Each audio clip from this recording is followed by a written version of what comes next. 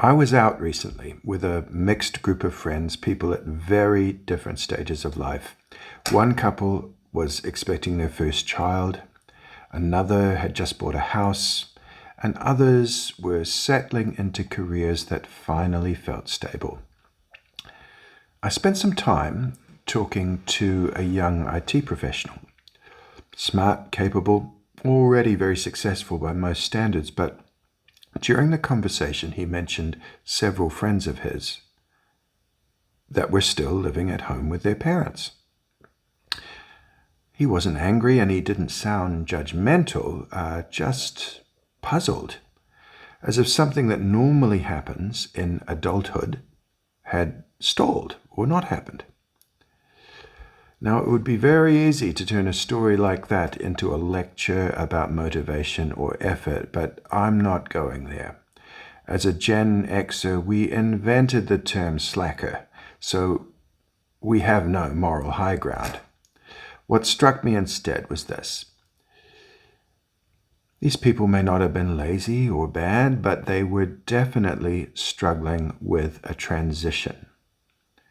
Leaving home, becoming financially independent, taking responsibility, not just in theory, but in practice, in the real world. For many people, this is the first moment in life when the message becomes unavoidable. It's loud and clear. The previous stage is over and something new is required.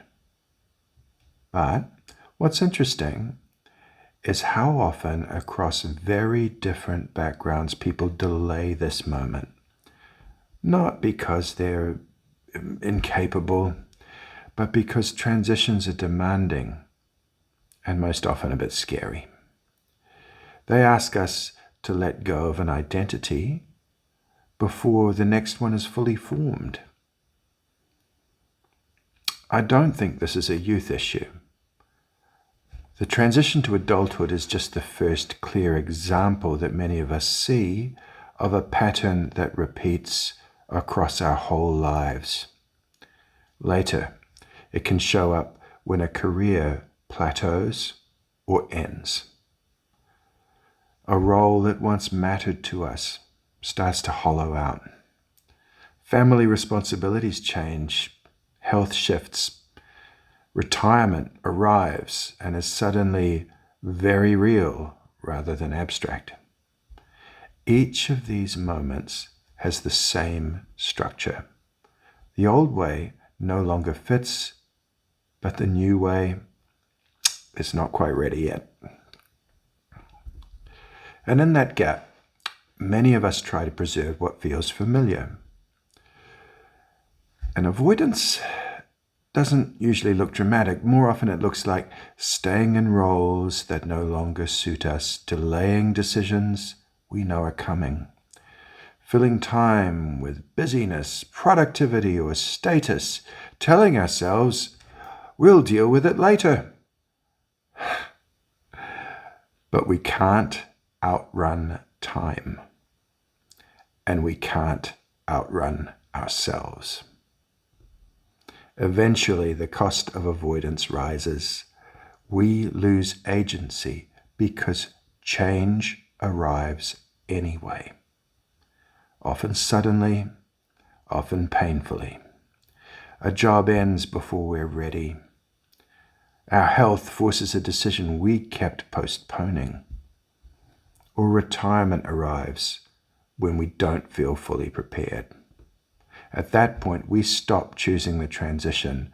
The transition chooses us. Often, it isn't a fear of failure that holds us back. It's discomfort with our changing identity. Because transitions force an uncomfortable truth. Who I was may no longer be who I am becoming. That can feel like loss, even when the change is necessary. There can be real grief in letting go of the security of a home provided by others, the identity of a career, the structure and status of a long relationship, these things mattered. And letting go doesn't mean they didn't. There is another way that we can meet these moments, and it isn't by dramatizing or rushing them, and it certainly isn't by pretending they aren't happening, but by meeting them consciously and instead of asking, how do I stay who I've always been? We really need to ask, how do I move into the next phase of life with dignity and self-respect? How do I influence this transition while accepting that it still has to happen? Early in life, transitions often feel like things we have to endure, but later they become things we need to own. We can choose careers that move away from status and towards values. We can plan for a retirement that isn't an ending, but a well-earned chapter with its own shape and meaning. And earlier in life, we can take pride in finally standing on our own, not as a performance, but as an achievement. There comes a point when life becomes less about proving ourselves and more about living in a way that we can stand behind. Transitions stop feeling like interruptions and start feeling like part of the long arc of a life well lived. Not as reinvention and hype, not as personal branding, but as a deliberate movement from one stage of life to the next. The transition into adulthood is the first time most of us see this pattern clearly, but it isn't the last.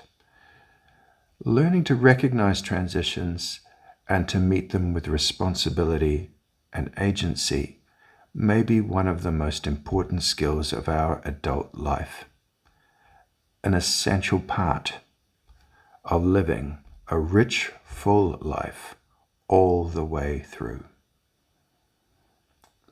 I'm Jared, and this channel is about men living the whole of our lives well, especially the later chapters. If this strikes a chord with you, you are welcome to stay. And please let me know if you like this content by hitting the like button. In the meanwhile, take care and live the whole of your life well.